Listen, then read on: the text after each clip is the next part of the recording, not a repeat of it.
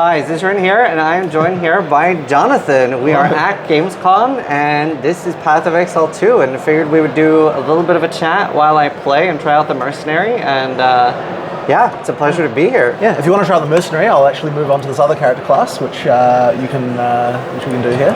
So, it's very different from PoE 1, and it actually took me a little bit of time to figure out that like the mouse button 1 is like changed by like the different ones, like Q. If you have like the like quick burst attack here. Yeah, so we wanted the crossbow to play differently than the bow. Yeah. Like it sort of felt like you know, we just sort of have the philosophy that we want every weapon type to feel like way more different in PoE 2 than it does in PoE 1. And so we were thinking, very different. And so we're thinking like, okay, load first and you fire second. Whereas, well, I mean, I guess they're both technically like that, but you know what I mean? Like a bow, it's like you have to load and fire in one action. Whereas a crossbow, you can load beforehand, and so that kind of changes the gameplay significantly. And so the idea of like, you know, preloading what ammo you're using is the thing. But one thing that we recently did that's actually quite different is that we now have a difference between swapping ammunitions and loading them. Yeah. So that means that you can switch between two ammo types really, really quickly if you've got rounds in the chamber. But if you don't, then you have to do the reload cost. So it actually works like an FPS in that way, where like you want to actually have rounds in all the different guns. It feels a lot more like a gun. Yeah, exactly. Yeah, that's quite a different feeling. So this one has been really hard for me to like work with. I've mostly been trying to like shoot it up against the wall. To try the grenade? Like, yeah. So the thing with the grenades is they're supposed to be hard because when they're good, they're amazing. And that's actually one of the other things with PoE 2 skill design philosophy in general, is we want to try to make each skill have a place where you want to use it. Yeah. You know, the fact that every skill can be a 6-link now means that like we want to get away from just spam one skill, right? And in order for that to happen, you need, it's like, okay, here's a situation where a grenade is good, here's a situation where a grenade is bad, and then if you should be rewarded for taking advantage of those things. See, I have a question about that. Like you said, there does seem to be a more focus on switching between skills. And I figured some of the build guides I have, for example, Righteous Fire, which is like a very, like, you don't even need any buttons. I will actually intro that with like, this is actually really good for disabled players that might be missing a limb. How does that fit into Path of Exile 2 if you are heavily incentivized to use multiple skills? It is going to be the case that, okay, so we still have automation, right? We still have things like Righteous Fire and so on. It's just that the rewards for switching are higher. And so what that means is, like, I have no doubt that there will be builds that will be like 0-button builds or whatever, you know? Like, I'm sure that will be a thing because we give the tools, the capability to do that. What it's going to mean is you're going to be getting more spirit in order to be able to support those things, and you're probably therefore going to be getting less damage nodes or things like that, or maybe less defenses or whatever it is you're trading off in order for that to be able to happen. And so effectively, like, you are going to be paying a penalty for that. And I think that is that is how it needs to be. I don't think it can be okay for a 0-button build to be beating a build where you're like hammering buttons constantly. So basically, like, you will be heavily rewarded for using more complicated, but you should still be able to do most things or everything. I would say so. Yeah. I mean, it's interesting though because I mean, okay, like I certainly cannot claim to have balanced Righteous Fire, but it is absolutely a tricky one as far as like the universe of skills go, right? Like it can be pretty crazy. Yeah, so I think, is it this one? Yeah, so this, like when I was playing on the other PCs, this is what I've been using the most. And I've been sort of like, this is very similar to how I played the Ranger bow build. Right. With the, I had like it felt a lot like Toxic Rain. It was like the trap. And I remember you said you hadn't seen anyone using that as a main ability before. Yes, that's true. Yeah, so it's very similar to how I'm, oh wow. Oh, this is brand new news to me that Ritual exists. Yeah. Very cool. But yeah, so I've actually been like running around kiting like this. This is how I've been playing usually. And then different abilities for bosses. So one thing that I would recommend though is like at the very least throwing a grenade in there occasionally is going to improve things. But then the other thing as well is that... I do when I'm up against a wall. Right. And resistances are a thing that like... There's a lot more variety of resistances within areas in PoE 2 as well. Yeah. So for example, in this area, you've got the tree monsters, and so those are vulnerable to fire, being made of wood. And so you're going to like want to, but there are other ones that are the resistant to fire, and so that kind of thing means that like even just within an area, like it's more reasonable in PoE 2 to expect that you'll have more than one element to be able to utilize, and that sort of should mean therefore that you can, like you get a lot more advantages from switching between them as well. Yeah. Yeah, because you can see here, that's what the red is on the bar, similar to Path of Exile 1 with the... Right. Well, you've actually got, so there's these little symbols now that I don't think are in PoE 1. I don't know, maybe they did get added. Mark might have even added them, I don't know. Yeah, if you mean the, like, that they're vulnerable to, yeah. That was added at some point? Okay, cool, right. Yeah, I don't even know which of these features Mark cribs and puts in PoE 1. Well, we've done a lot of quality of life now. Yeah. That's very good. Now, one thing, this was... I don't know if it was a little bit better on the Ranger, I think, but a big change for me as a Path of Exile 1 player is, well, sort of the removal of phasing. Yes. And it does actually feel quite bad, I would say, getting locked in by monsters. The thing is, it is important to make them dangerous. Now, one thing we have done recently is that the dodge roll actually changes your character size when you do it. Previously, we wanted to make so that dodge roll still is a viable option to get out. But that being said, if you really trap yourself with like a lot of monsters, we want to make sure that it's still as possible, because I think it is bad to be able to just phase whenever you want to. Now, that being said, there is a spirit reservation. For 100 spirit, you can turn your dodge roll into a teleport. And so that is an ability you have available to you if you need to do that. There's also a unique that gives you phasing on dodge roll. Okay. So there are options for you. But what I'm saying is that I do think, though, that at least by default, it is important to be able to screw up and trap yourself and Now, the other thing as well I suspect you're running into is that you're probably gacking quite a lot because you're a PoE 1 player used to doing anything, like you're not necessarily used to the danger that a monster can pose in PoE 2. And so as you get used to the amount of monsters you can actually take on, like in the sort of stuff, you probably won't make those mistakes as much. It definitely is a thing you can counter with the slower playstyle. Right. But I think a lot of PoE 1 players will like get into like or have those habits where they... Or just more OP items, honestly. That too, that's the thing. I have not found any gear and stuff. So like that is exactly why it was not a problem on the Ranger as much, because I had found gear and I was... The Ranger felt incredible. Okay, I'm glad to hear that. Yeah. So that was like a very... it was such a different vibe for me, because at ExileCon, we only had like the 30-minute demo, 40-minute demo, whatever, and you didn't get to play Path of Exile. Because finding gear and upgrades and stuff like that is such a big part of it. So that was very jarring for me, but then at the LA event, when I got to play like 3 or 4 hours and find gear upgrades, that was so like, it felt PoE again. So let's move over to the Warrior now. Yeah, okay. And this one might... Okay, so the funny story about this character, when I played it, I know how to play PoE 2, I would hope, right? So I get this demo character, and I go in here and I'm like, and Octavian is the one who sets these up, by the way. So I'm like, Octavian, this character is so underpowered. You need like way more damage on the weapon. You need like all the stuff, you know, like, and so like I start like, oh, I'm going to add mods to these. I'm going to like change all the stuff, right? And eventually get to the point where the character feels like it's actually powerful enough to not die.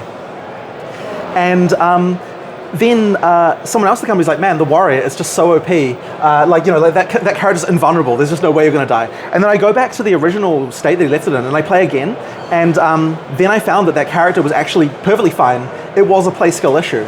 And so what I'm saying is that like even someone who knows how the abilities work and just playing a character for a little bit of time really gets you into how to play that thing. So you are going to get destroyed. I'm just warning you right now. You're going to get destroyed walking in here. That's the thing. We have so many PoE 1 habits. But I'm saying after half an hour of playing this character, you're going to be you're going to be doing a lot better. So what I'll tell you about this is, so if you use the middle click ability here, it's going to create these molten lines. And if you use double slam on those lines, it like re-triggers the lava. So you want to probably have more than one line out for optimal damage, but also there are other skills that are going to be more going to do more slams, right? Because every slam will trigger it. Yeah. So what we can do is, there's a skill down there called Rampage. It's at the bottom there. Sorry, Stampede. We've renamed it. Throw it in the skill screen there. And then when you use that, it like does this thing and then jump and then does like these triggers. Now, so if you do that and then do Rampage through it, then that'll trigger a lot of the things. So you can imagine how that can be pretty good. So the Rampage is pretty strong. Oh, by the way, you're near the sun, so you're going to be taking damage continuously while you're here. Okay. So get in the shade if you want to. Oh wow! Oh wow! To stop that. So yeah, I'm definitely feeling getting destroyed a little bit. Yes, yeah, no, for sure, you will be. As I said, it takes some time to get used to how to play the character class. Oh, you mana. It's very, very different. Yeah. But as I said, you get used to the stuff.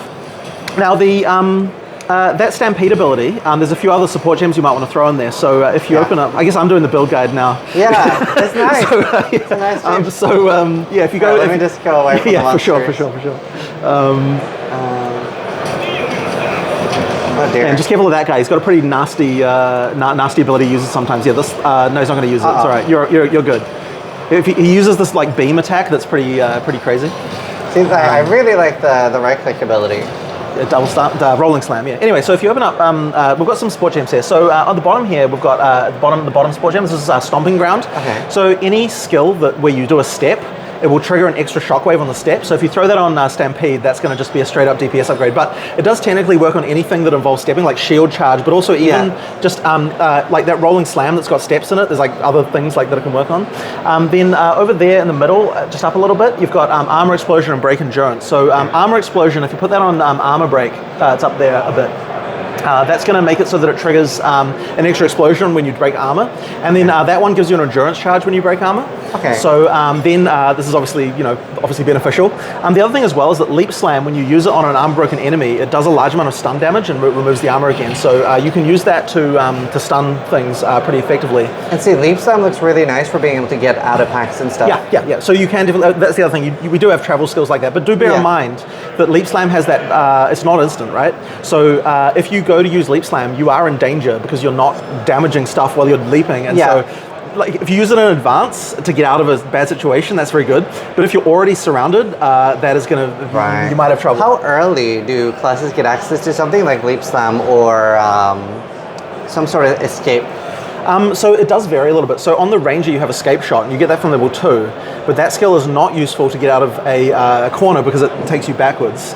For skills that we want that can just a pure get out of the thing, that's kind of more around like Act 3, start of Act 3 that you start to get that. I think some of them might be end of Act 2, but it's a little bit later on. With mechanics like this where I have to avoid being in the sun, how do you balance that around melee and ranged? So not every area has to be exactly equivalent on melee and range, right? Like there's some areas where range have more of a tough time, and I feel like I want to have in every act like 1 or 2 areas that have kind of slightly interesting things going on with them that are a bit unusual. Yeah. I wouldn't necessarily do it in a non-unique map. Because I think that gets annoying if you're talking about like the more mindless grind of mapping, But I think in campaign it's interesting to have these kind of mechanics where it kind of forces you to do something a little bit different and do that sort of stuff. And also in a unique map, you can obviously do those kinds of stuff where it's like a completely different type of experience. So now another one is that so we generally, as you're probably aware, avoid cooldown skills where possible. Yeah. But I think by the time you get up to the higher levels, it is okay to have the occasional cooldown skill. So, that's that skill I was talking about, the nasty flame blast. Yeah, like that one is pretty nasty. Anyway, so there's a skill called Hammer of the Gods in your inventory if you want to throw that on. Yeah. Once you've dealt with this guy. To be fair, the rolling slam does also feel very good as like a one-button ability for clearing. Yeah. So, Hammer of the Gods. So this is a cooldown skill. You might want to put Fist of War on it, by the way, because it's a very long cooldown skill. And so Fist of War just works well in it. Okay. And you could put Second Wind on there if you want, but it will take a bit longer to cool off then. So what Second Wind does is it gives an extra cooldown to a cooldown ability so that it charges up again. Very nice. But in exchange for the cooldown is a bit longer. I think it's like 25% or something. Yeah, so if I really want to do something throw Hammer of the Gods on that thing. And then it takes a while to arrive. Oh, but when it does, it does a lot of damage. See, that feels very good. Yeah. So this thing's got a long cooldown. But the thing is that so you've got Seismic Cry that can double the number of slams you do. You've got Fist of War to improve it. You've got Second Wind to be able to get 2 of them. Like you can actually nuke a boss pretty damn hard with that ability. And I'm guessing I can put Volcanic Of course. While this is going down. Yeah, exactly. And then it slams and then gets all of them. So this kind of thing can be quite fun. That's very cool. I mean, that's been one of my favorite things so far. It's been like every boss is a bit more like Dark Soulsy. Right. And like honestly, it almost feels like you're fighting endgame bosses in the campaign. Well, in a way you are because 2 things. One of them is that like all the same guy, Mark, designing the in-game bosses in PoE 1 is making all these early game bosses, and the quality standard is the same as an in-game boss as it is for an early game boss. But the second thing is that all of these campaign bosses will be used in in-game as well. So they have to have mechanics and interest and stuff that's going to stand up to that. And in some cases, there'll be like more skills. That's a total waste of that skill, by the way. to use it on some random guys. But in some cases, so the nice thing is in in-game, right? We can be a lot more ruthless with regard to like the cooldowns that the bosses have on their more difficult abilities and things like that, and like when they use them. Also, a lot of the skills in campaign, like they have upgraded versions they'll use in like the last quarter of life. In-game, we can just be like, it just uses that ability all the time, that kind of thing. So Hey, any other questions that you have before we start? You said that strength has like lots of flat life. How do you balance that around? Like people are going to want int and dex as well. So int's getting mana. So if you need to solve your mana problems, you're getting you're getting int, and anyone can pick it at any time. If you need strength, then if you need life, you're picking strength, and any class can do it. And then if you need accuracy, then you pick dex, and anyone can do it. So that's a bug there that.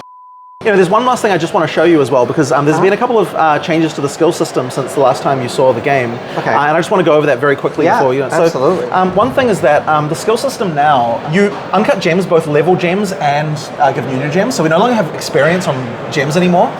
You actually have to pick. You have to pick the skills you want to level up, and this actually changes the game quite significantly, because previously, the number one newbie question is like, why do I have to manually level up my skills? Like, it was just a common thing, and like I realized that if someone's asking that, it's because they're not having fun doing that, right? And as soon as we made it so you pick what skill to level up, and then or you can pick a new skill, like suddenly just the fact that there's a decision, and you're like, do I want more damage on armor break, or do I want to get shockwave totem? It's just immediately like a cool thing. And so this actually works more like the Diablo 2 skill tree now, where like you need enough uncut gems as you go through the campaign to level all your gems up, and at in game. Getting a level 20 gem just requires a level 20 uncut gem, and so effectively, that's the thing. Like, if you want level 20 gems, you need to be finding level 20 uncuts, and they're hard to find. That's like the challenge. Okay, cool. So that's one thing. So you will be able to like still change your build at endgame. You're not going to have to find. It's all that. So it's same. But the thing is that it's just a lot more fun during the leveling process to do that. So that's one of the major. That is really cool. Major so I always like plus skill points in Diablo as well. So right.